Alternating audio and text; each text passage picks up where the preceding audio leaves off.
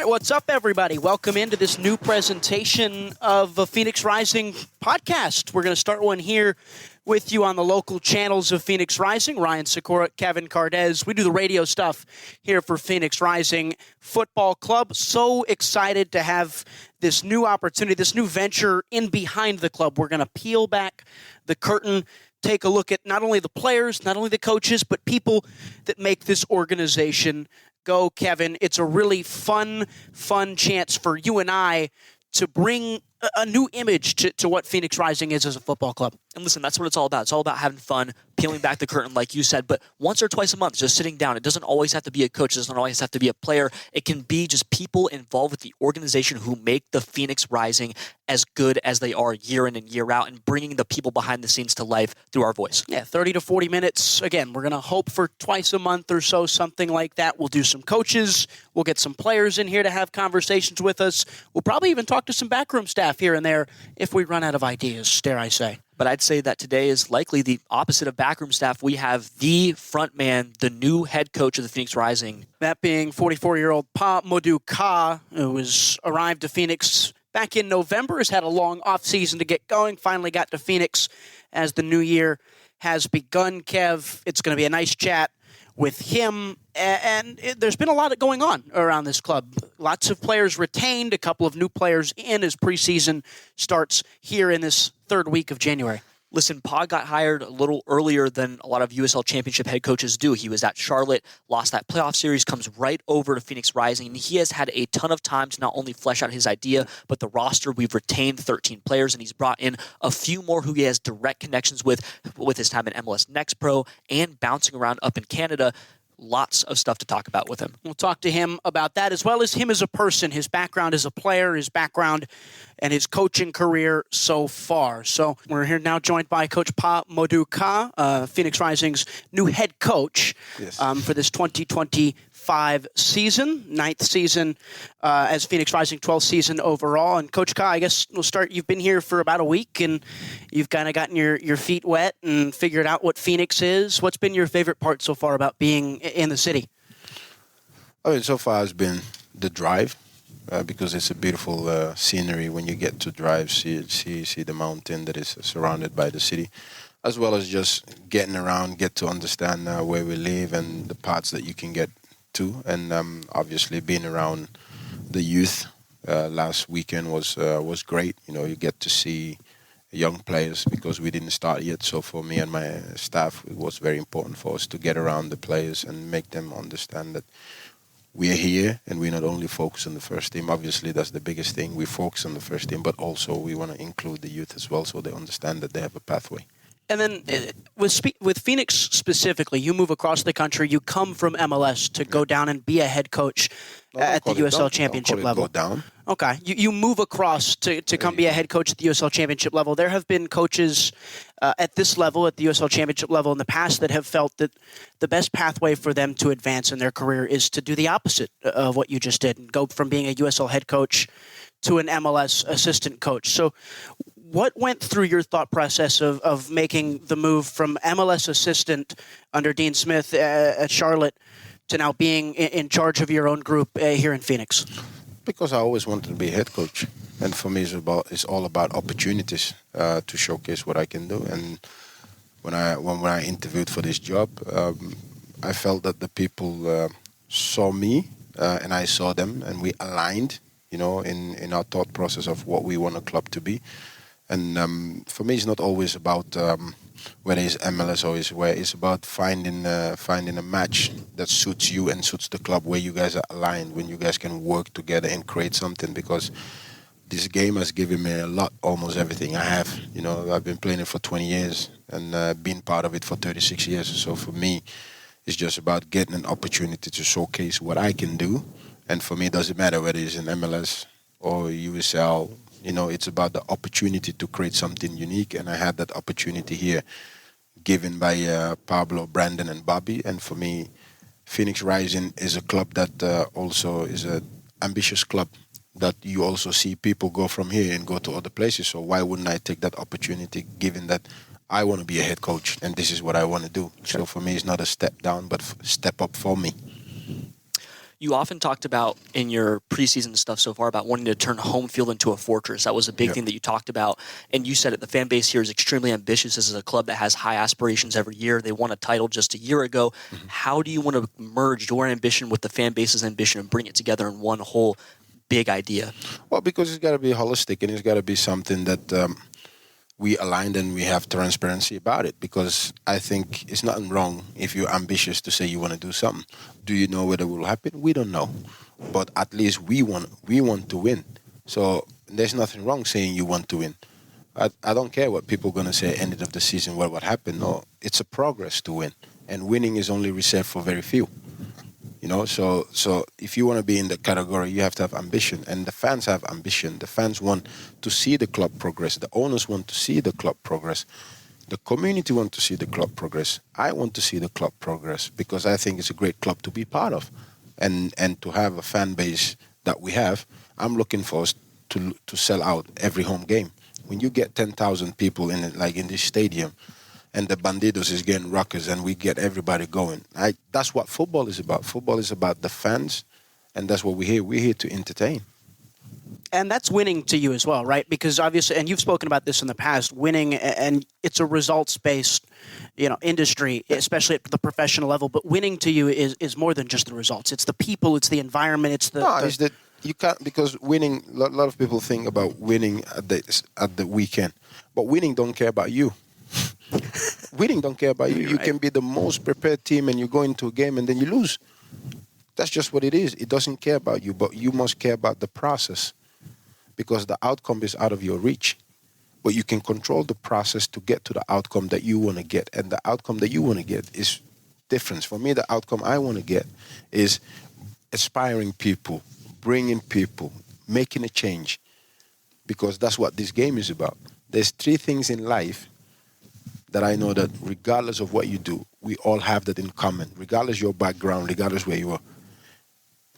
Is music, food, and sports. Yeah. Right? So when we have fans, they want to come, they want to get entertained. They want to get food. They want to hear music before and halftime and after the game. And then you have your sport, what they come to watch. Going back, I guess, to your coaching career, you start in Vancouver as a coach, and then you bounce around the States. You go to Cincinnati after that, and then you go up to Pacific, have a wildly successful time in 2 years there, North Texas, Charlotte. Starting with Vancouver, and you've mentioned him by name in a couple of interviews and a couple of letters and stuff. Carl Robinson, giving you that late chance in your career to continue as a player and then your first chance as a coach. What was your time in Vancouver like, and how was that formative to who wonderful. you are? It was one of the best period because my daughter was born, which is the greatest moment you can have as a father, and I'll always cherish that, and I'm grateful to my wife. But we created it, and me knowing that I was coming into the end of my career, and now is what kind of pathway do I want to take?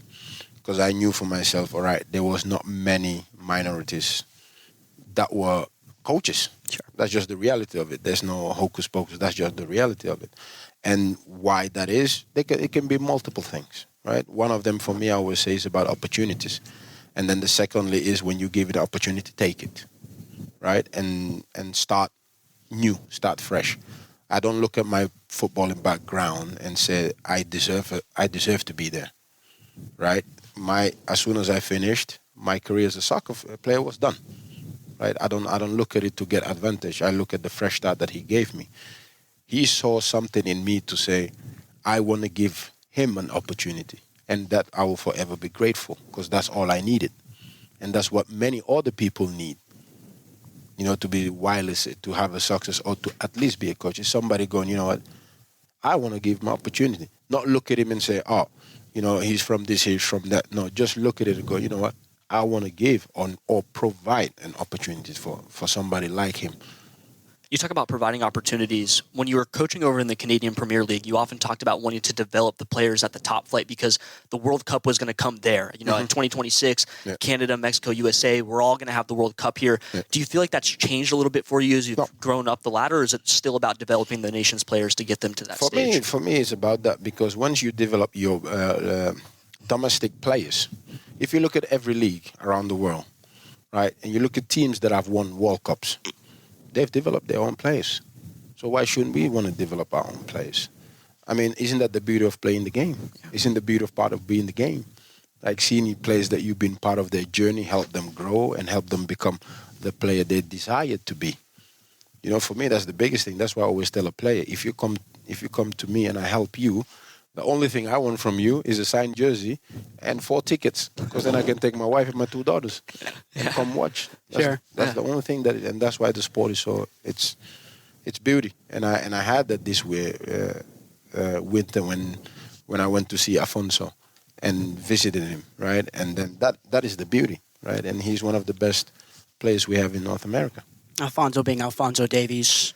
Yeah. 2021 CPL Coach of the Year. You won a championship that year as well with Pacific FC. You beat Forge FC, the first team to reach that mountaintop in the Canadian Premiership. You talk about that season and kind of what went right for your staff, your players, the community that was around that club. What went right that year in 2021 to elevate that team to the top? I think it started the year before, because sometimes, in 2020 is when we set the tone of what we wanted to become. And I always say it is what you believe in is what you become. So when you believe that you want to become a champion, you must act like a champion. You must have standards that meet being a champion, and those standards cannot be changed. Those has to be non-negotiable, because winning is hard. That's why I say winning is reserved for the very few, because you can't just say I want to win and just think that you can turn up, right? So then people look at Michael Jordan and say Michael Jordan was hard. He's one of my idols, but he wanted to win. So by all costs, he's doing what is needed to win. So if people say they want to win, you have to go through that process. And we went through that process, which I explained to the players what steps we need to take to become champions. And by the way, we did not beat Forge that whole season. And I think we never beat Forge until the final. And that was one of those things, because that can be a mental block. And I remember when we were in the bubble, I said to the players after we lost to them, being better than them, and I just said to them, listen, sometimes you go through this heartaches and pain, but when it's mattered the most, is when you're gonna get your victory. So just keep moving, tagging along, and we were committed to the cause, and we never stray away from it. Even though in adversity, which a lot of people is gonna stray away, for me, that's where you're gonna see the character of the team. The character of the team is when adversity hits, and we went obviously some through adversities, but the foundation was strong. And when the foundation is strong and you have strong characters in the group and they still believe in the vision, you cannot go wrong. And that's what was for us. The whole community, the whole players, everybody understood the mission. Do you feel like that belief in the strong foundation bleeds into the way that you would like to organize the team on the field? You were asked over in the interview at Pedal House that, do you want to win 1-0 or 5-4? And you said 5-4, and they asked why. You were a defender, and it was just left there. Does that bleed into the style you play, or is it just because it's entertaining football? I mean, we want to play entertaining football because, yes, it's good to win 1-0. But if I win 1-0 without playing good, will you come to the stadium next time? I think about it hard. Exactly. Yeah. So if we play well and score 5 goals, okay, we give away 4. Nobody want to give away 4 goals. I don't want to give away 4 goals. But you score 5. But that might happen. Yeah. But if you do that and you score 5, and it's an entertaining game, what is your thought process? I'll be back next Saturday. Yeah. You want to get the feeling, right? So that's what football is for me is about. It's about entertaining fans. It's about doing that so that we get people in. The more people you get in, I believe that our product is going to be very good. Our play is going to be very good. But I think we can go to another level, and it's just about bringing that together, right? I was not always a defender. I started as a striker, but I finished up as a defender. Yeah. I just love. That's what football is about. When did you learn that? When did you learn that you had that feeling about the game? Was it when you were 8 years old, or was it when you were somewhere along your professional playing career journey? That was just in me. Okay. Because, like they say, sometimes it's in your blood. Both of my parents are athletes. My mom was a basketball player. My dad was a soccer player. The whole family have sport in them. So that's just something that is ignited in you. And in Africa, when you grow up, you play sports. That's what you do. You go to school, you play sport. Yeah. I mean, I guess to finish out the stuff on the coaching career before we progress to you as a player, and then eventually we'll get to this current crop of Phoenix Rising in the offseason and stuff like that. What stop would you say out of all the places you've been as a coach, both assistant, even the scouting period in Cincinnati, even as a head coach, would you say was probably the most formative and big for you as a coach development-wise?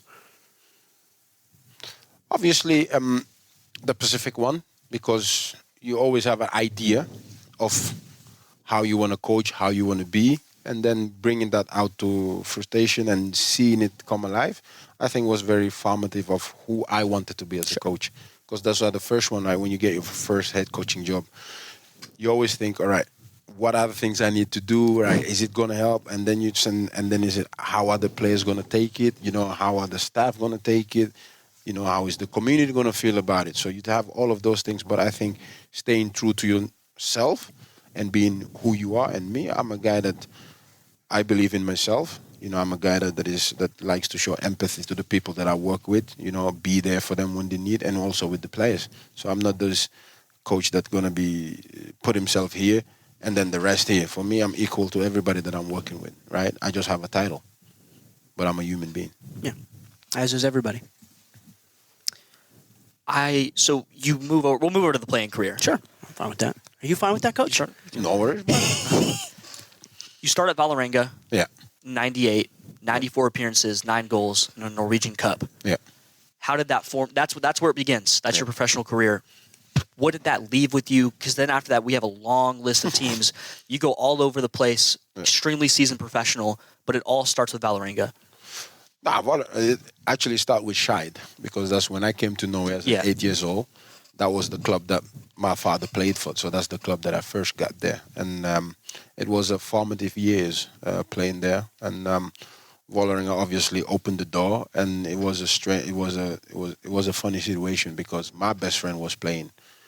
My 2 best friends were playing for Vålerenga, and I was playing for another team. And then it was a game that we were playing, and I was a little bit late. I think it was the very first time I was ever late to a game. So I got into the game, and after we played, and my best friends were like, you need to come. But I didn't fancy it because one of the reasons why I didn't fancy it, because I thought going into that it was too much information for a young kid.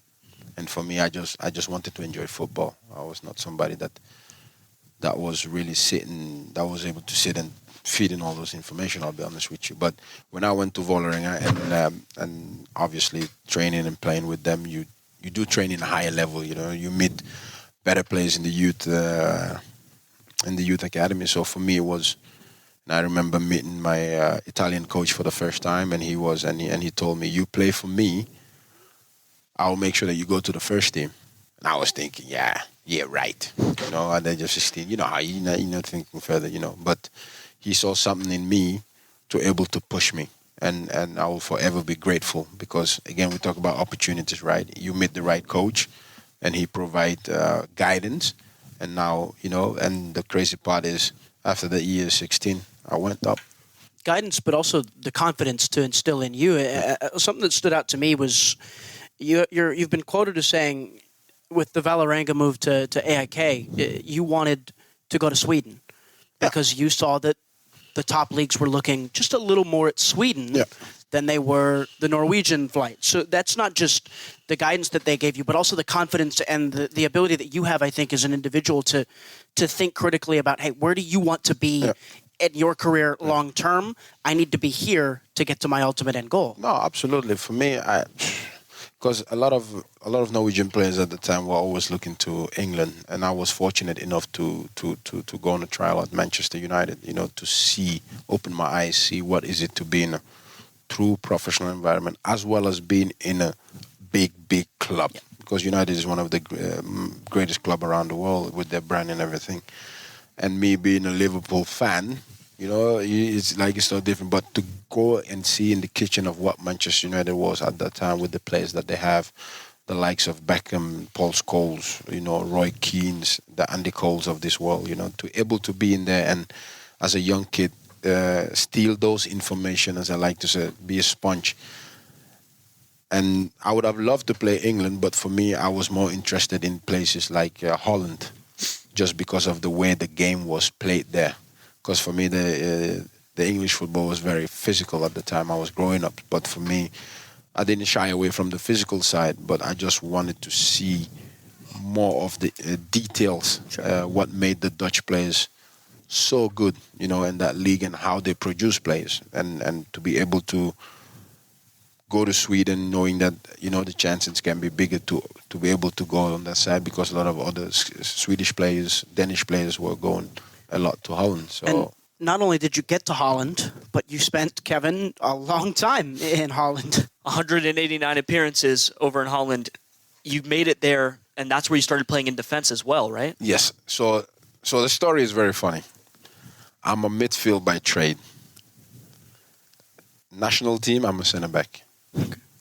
Right. So I had that roles that I could play center back and I could play 6.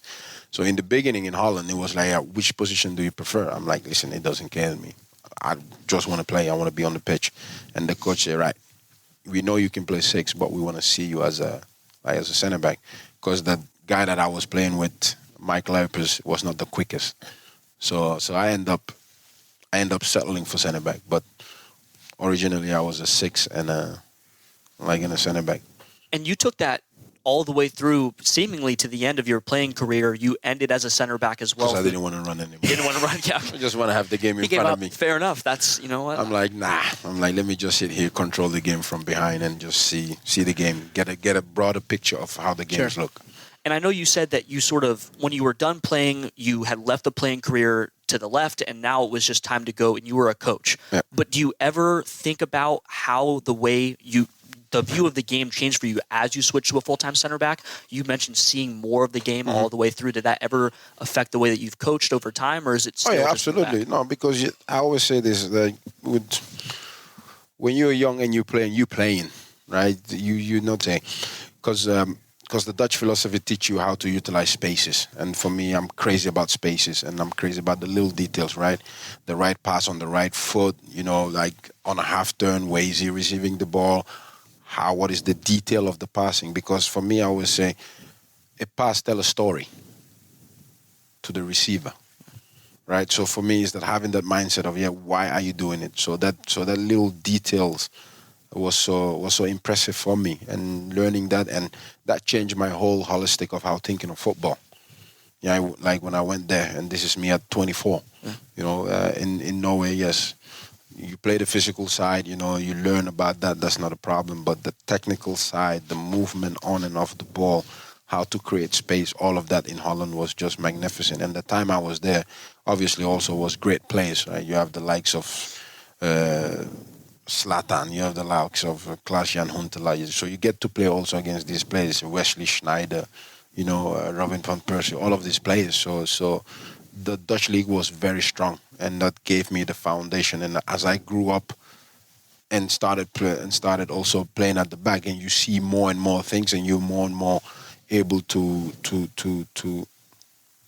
kind of proactively do things quicker, right? Because you've seen how the game is developing, and you understand the game plan from the coach, but also on the pitch you are able to make decisions that can affect it. So for me, it was great. And then you start what we'll call the sightseeing portion of your career. While you're still playing, and you're still playing at a high level, you go to the Middle East, and then you go to America, and you experience different cultures, and you've talked glowingly about those experiences. Wonderful. I mean, Middle East, obviously, you go for 2 reasons, right? One of them is money. No, you don't need to. A football career, I always tell people, I'm never mad at the player. I will never be mad at the players or people getting money, because your job is to get as much as you can. It's just like you're a professional. Because tomorrow, if you break your leg, nobody's going to think about you. No, nobody's going to. So while you're at it and you can make a living of it, right? That's the profession. That's the profession you chose. Go do it. Be your best. Because if you come and tell me you want 5 million and I give you 5 million, why should I be mad at you? You're going to take it. That's just human being, whoever you give it to. So that's part. You get it, but also you think about Sykora in the future. You're also thinking about, okay, I've seen enough of Europe. You let me go see other cultures, and I always wanted to see that part of the world as well. See how it is, and He led me to Qatar, but also he led me to Saudi, which was a beautiful moment for me and my wife as we are Muslims. So to able to see the holy place, Mecca, do a little bit of pilgrimage, that is beautiful because it's stated that you can do it if you have the ability and once in a lifetime. And for me to able to do it with my wife was just brilliant. And again, yes, and in Saudi was not what Saudi is right now, so we get to see what Saudi was. But it was a beautiful experience, and able to come to America, obviously. That's thanks to my wife because she made the video. When you come to MLS, you start in Portland, and then you flip to Cascadian rivals. What was that like to cross over from Portland then to Vancouver, and what was the best part about both places? Vancouver top. When it comes to football atmosphere, at the time that we were there, was brilliant, was fantastic. Like I always say this, when you come to North America, if you get to experience the Portland atmosphere, I haven't seen it anywhere else in this country, honestly. When the Timbers Army starts singing the national anthem, you get goosebumps, honest to God, you get goosebumps. Whether you're watching or you're standing to play, that moment is surreal. They're one of the best fans ever in this country. And my affection with them is always going to be there because they showed me a lot of affection. It was unbelievable atmosphere, And again, but it's football, right? Your contract is up, and I was at the age where it was, right, do we keep him, do we not keep him, and I'm able also to play for Vancouver, see a different city, a very beautiful city as well, and having my daughter born there, it's one of my best cities because not only it's my daughter is born there, but also the city is beautiful. And the team we had was a great team as well. We had one of the best teams in Portland that unfortunately we didn't win. We deserved to win. But RSL had that number in 2013. So it was... But yeah, the Cascadia rival, obviously, it never go down well. But for me, it was understandable. An unbelievable experience. Yeah, it was an unbelievable experience, either to come down, play there as well. But how the fans greeted me in Portland, was still great. But yeah. So all in all, 424 appearances. You score 30 goals, topping 2 decades of play. But I feel like we kind of forgot in the middle there is that you did play for the Norwegian national team. We talked about it for just a second, but. 10 caps, you scored a goal. Yeah. What was that time like? I feel like that's just that's the coolest thing in the world to me personally. It's always great to represent your country. Obviously, you want to represent your birth country, which has always been the Gambia. But at the time, the Gambia was not what it is maybe now, where you have more exposures, right? So for me, I had to think about my career, which if I played for Gambia at the time, I don't think that I would have had the same exposure that I would have had playing for Norway. So that made my choice and my the way I choose things easier, the way I thought of it, right? So it was left to me. Being able to be the first fully black player to play for Norway, that's something that I'm always going to be proud of. In the aftermath, it's when you recognize how massive and how huge that is for the rest of the generation coming after you. But when you play, you do not think of that. You think of represent the country, you think of playing. So afterwards is when people tell you that you go, oh, but for me, I never thought of that way until later on in my career. I remember one of my friends, he came and visited us and he said, have you looked at the national team lately? I said, no, I haven't. He said, if you look at the team, it's like all people, like the immigrants, they're playing because of you. And you just take a moment and you go, oh, yeah. That's awesome. So that's humbling. Yeah. And all of that has made you the person that we're getting the chance to talk to today, and people are getting a chance to listen to, not just today, but throughout the season. Mm-hmm. And with that, I think we'll get to what the viewers... They want to learn about you. They want to learn about who their leader is now, but they also want to learn about your viewpoints on the game and how you're constructing the team that they are going to see throughout the course of the season. You're hired very early November 18th, that's a long runway when you consider most of the championship coaches and when they're hired. What has that given you the opportunity to do? Obviously, you were hired, and then you had to still kind of funnel through Charlotte and go through some stuff. Because we were still in playoff with Charlotte. So, but the biggest thing for me was, it gave me enough time to prepare the way that I see the game and how I want to play the game together with Phoenix Rising. Again, that's why I said that's where the alignment is so important, right? So having Brandon and Bobby alignment with me in how we see the game and how we want this team to play. And then after that, it's like recruiting players, and knowing that, all right, in every position, what type of player do we need? And for me, being flexible and having versatility is very important because that helps you a lot, when you are constructing a team. People to able to play multiple positions and in our style of play, which is we want to be expansive and offensive and dominating. So it's very important to have people that can play multiple positions. There are different ways to be expansive and to be dominant with and without the ball, as you've said in the past. So if you could, in a shortened term, obviously you're not going to give away your entire game plan philosophy, what you want to do with the club, but in a shortened version, how do you want to dominate the states of the game and the different portions of play on the pitch? You will see. Like you say, if I tell you right now, I'm giving all the secrets. Now, for me, it's come and see, because then people can see, make their own judgment. You can sit and say, I want to do that, I want to do this, But when you step on those white lines, the game is always different. But we know who we are, we know who we want to be. And it's a process, right? It's not going to happen overnight, right? You have a 10-month season, but we have 6 weeks of trying to gel in players to understand. That's why I said the recruitment is very important. And the players we recruited, we knew that we're able to play the system that we want to play, and the formation. So, it's about the players, it's about who they are and where they want to be, and they wanted to be here. And for me, those things are the most important things, that players saw this as an opportunity to be part of something greater than themselves. And when that align again, and you align the way that you want to play with them, I think when they come, then, they feel that they want to be part of something bigger. How has the reception been? Because I know for Ryan and I, people start talking and the news starts to come out that you're going to come over to Phoenix. And the first thing that happens is the interview. It wasn't even an interview. It was the YouTube video of you over at Charlotte. And it's your pump-up speech in the huddle. And immediately we're all just like, we're fired up. This is awesome. And then the fans start talking and they're fired up too. How has it been to receive that for you as you've come into the city?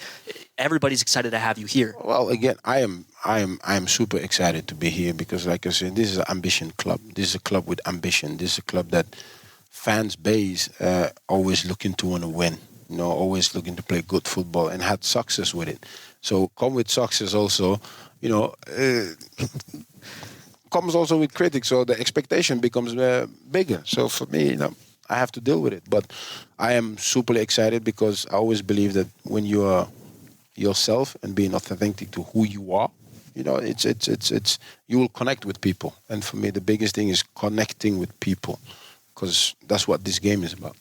You talk about connecting with people. A few of the players that have been brought in over the offseason, you have connections with, particularly from MLS Next Pro down in Dallas. Yeah. What was the thought process in bringing some of those guys back, if you'd like to share? Well, again, it goes back to, right, when you ask me how I want to play and how it is, right? So you're looking for those connections that that players can play in those positions, and certain players have certain connections, right? Because cohesion and relationship is very important in when you are putting a team together, right? That makes the job easy. So people talk about Barcelona when Barcelona was Barcelona, right?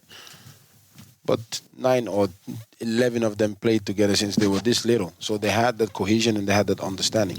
Plus, they had a strong philosophy and playing style of this is who we are. And that never changed. And that's what we're looking to create here. So there's a couple of pieces, as Kevin mentioned, that you directly cross paths with at North Texas, and then a couple as well that you may have loosely crossed paths with. Yeah. And Tristan Henry when he was at Forge. And then did you ever directly cross paths with Noble Okello? Obviously, he was a big part of the Canadian youth national team. We played against Noble in the semifinals in the Canadian Cup, Pacific against Toronto. Okay. And I've always liked him because he played in MLS as well. So I always watch it. So I was like, this kid has everything. Like when you look at his size, and he reminds me a little bit of Paul Pogba. Like just the demeanor of how they play the game, very technical, got size. And for me, it's like, wow, when he was playing the game, you look at, that's why I always say the best scouting sometimes is when you watching somebody playing in front of you. And that day I felt he was magnificent. And I think that we haven't seen the best of him. And one of my, and the job that I have together with my staff is, to get him to where he needs to be. And then this group, obviously you've mentioned a bunch of times throughout this, but not just you, Brandon, Bobby, and your staff in general aligned and trying to be unified at the front. 13 players, as it stands, from last year's team have been retained in this group. What are you looking forward to in seeing from that group all as a collective coming back into a team that finished 8th in the West last year and looking to go further and expand? I mean, I think foundation is very important, right? When you even come, you don't want to get rid of everybody like many people do. It's important to have some foundational piece, strong foundational piece that has the team first mentality. That is always important. And when you bring those players back, they also know what they didn't do last year, right? So you don't need to tell them. They know. They feel it to their core. And I know that this group is hungry to showcase what their true potential is. I know that they're looking to show the fans, they're looking to show the community what they're about. And we're going to see a different team. We're going to see different players that was not there last year. I was not here last year, so I cannot comment on them. What I can comment is the present of how they are and what they're looking forward to. And I can tell you that they're hungry. They're looking to be lions. They're not looking to be hunters. They're not looking to be the hunted one. We're looking to be the hunters and keep staying as hunters. And they get to start training soon, and you get to start to lead them from behind closed doors and facilitate. We start to get to lead them as a whole, and they start to lead themselves as well, because I think that's very important as well. As much as I, together with my staff, are the leaders, but we want leaders amongst the players as well, because that is very important. When you create that leadership mindset amongst them, that will create a beast. I think one player in particular that people, especially around this community and this fan base, the Banditos, they gravitated to last year that's back and they're excited to see him back is Pa-Modou Kah, someone that stood above that group, I think, at times last year for many in the stands. What about him specifically excites you as a man, as a coach, and as a developer of talent? His potential. Because I think he has a huge potential, and I think he has way to go to grow, and I'm very super excited to work with him because, as I say, his potential is massive, and it becomes our job, especially my job. I have also played in the position that he played, to guide him and help him grow. We also, last year, later in the season, Jerome Margaritha gets brought into the squad, and he also lit up the fans. He was just an unbelievable talent on last year's team for a squad that really needed it. Did you have a chance to see what he did for Curacao over the break? Yeah, when he scored the 4 goals. Yeah. No, I think Gerald has the capability to be one of the best players in USL and even go further. So for us, again, like I say, now is to put him in positions where he can shine, score goals, because in his positions, what people are looking for is assist and goals, and he wants that for himself as well. So that makes also my job easy. When people want something, we have to drive them, right? Then it becomes our job to drive and push him, to achieve those goals, and he's very hungry. And then I think the last one we'll close with here, not a player. Most of the staff last year you've retained, but you've brought in one primarily new face in Vikram Verk. Two? Yeah. Devin. Oh, yes, that's fair as well. But Vikram specifically, what can people learn about him as a coach, especially as your assistant? Vikram is a consummate of the game. He loves the game. He live and die by the game. He's everything is about the game. And the way I see the game, he sees the game similar, but also have his own beliefs, which is always great. And we bounce off each other very well. And he was my assistant in Pacific. He was my assistant in North Texas. So for me, having that trustee, somebody that understands me, understand how I would like to coach and how I like to do stuff is always important.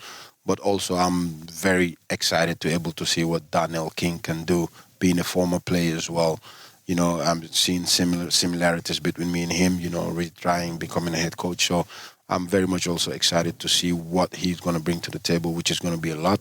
Same with Chris. I think Chris Standring also, with his background being in Chelsea, yeah, seeing the talents that walk by Chelsea, seeing the game, also seeing different managers that are walked by Chelsea. I'm very much looking forward to bouncing ideas off him as well. And I think the biggest foundation piece in the coaching staff, which is Corey Robertson, I think he's also somebody that gonna help this club a lot, because he's a guy that has a lot of, what I will say, knowledge, not only about the USL but also about this club and everything, and it's going to be very important to me.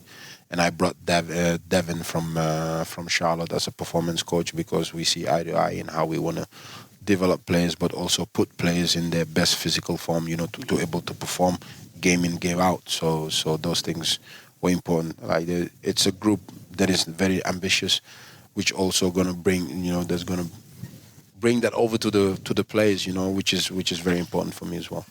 Pa-Modou Kah, who is a man who has received such praise by this community, a man who is dressed in a puffer jacket today in Arizona, who's from Norway. You cold or you just style? Both. Both? Sure. In the morning is cold, buddy. In the morning is cold. Wait till it's July. You will not be cold. It's different here than Charlotte. Man, I'm used to that in Texas. It might be. It's not as. It's a little more humid in Texas than it is here. But trust me, Charlotte can be humid too. There's nothing to protect you on that pitch either. There's not just the heat. Well, just the heat. When the sun goes down, he'll be fine. When the game starts, nothing can protect you.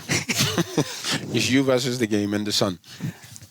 A man who speaks with so much emotion, so much power, so much passion for the game, but also the world he lives in. Pa-Modou Kah, thank you for joining us today. And we look forward to having multiple chats with you as the season goes along. No, I'm looking forward to it. Thank you very much, guys.